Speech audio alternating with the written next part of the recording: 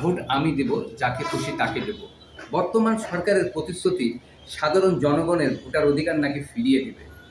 সামনে নির্বাচন, কেউ বলছে ফেব্রুয়ারিতে নির্বাচন, সরকারও বলছে ফেব্রুয়ারিতে নির্বাচন।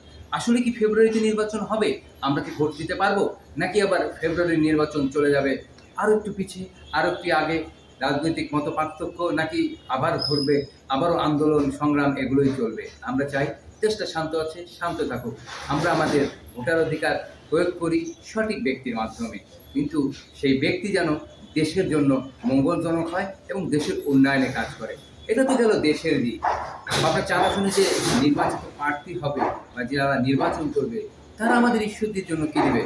এই ঈশ্বরদী এখন তো ভাঙায় ভাঙায় ভাঙায় পরিণত। এমন কোনো রাস্তাঘাট নেই যেখানে ভাঙা নেই। আসলে ভালো রাস্তাটা কোনটা সেটাই তো আমার জানা নেই। এগুলো কি উন্নয়নের ধারাবাহিকতা আবারও শুরু হবে? নাকি আবারও শুরু হবে মাদক এবং অস্ত্রের ঝনঝনানি? আমাদের প্রত্যাশা সুন্দর একটি ঈশ্বরদী।